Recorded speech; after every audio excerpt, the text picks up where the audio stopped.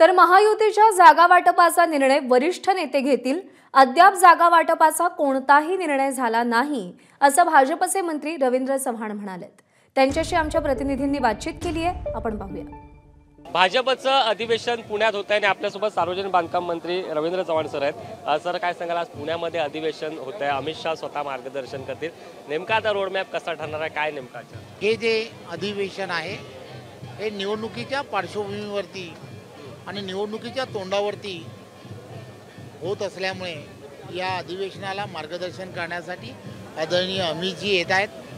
त्यामुळे कार्यकर्त्यांमध्ये सुद्धा आणि पदाधिकाऱ्यांमध्ये सुद्धा विशेष उत्साह आहे। जागा वाटपावरून कुठेतरी महायुतीमध्ये तुतुमैमय सुरू आहे। आपण बघितलं असाल तर सावंतवाडी मतदारसंघावर देखील भाजपने दावा केलाय। दुसरीकडे दीपक केसरकर म्हणतात की महायुतीत आम्हाला 100 जागा हव्या। सर्व महायुतीच्या कार्यकर्त्यांनी आणि पदाधिकाऱ्यांनी हे लक्षात ठेवलं पाहिजे की येणाऱ्या काळामध्ये महायुतीमध्ये जे काही जागा वाटपांचे जे निर्णय आहेत हे निर्णय वरिष्ठ पातळीवरती घेतले जातील।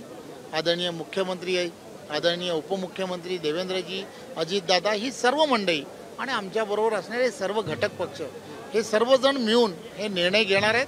त्यामुळे वरिष्ठ मंडळी त्या संदर्भातला निर्णय घेतील आणि त्यांचे निर्णय आम्हाला मान्य असतील। नक्कीच आपल्यासोबत स्वतः मंत्री रवींद्र चव्हाण होते। ते म्हणाले की जागा वाटपाचा निर्णय आहे जो आमचे वरिष्ठ नेते घेतील। आमच्या कार्यकर्त्यांनी देखील आता हीच भावना लक्षात ठेवली पाहिजे की जागा वाटप असेल किंवा महायुतीचे जे इतर निर्णय असतील ते सगळे वरिष्ठ घेतील।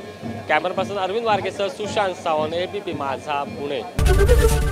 एबीपी माझा, उघडा डोळे बघा नीट।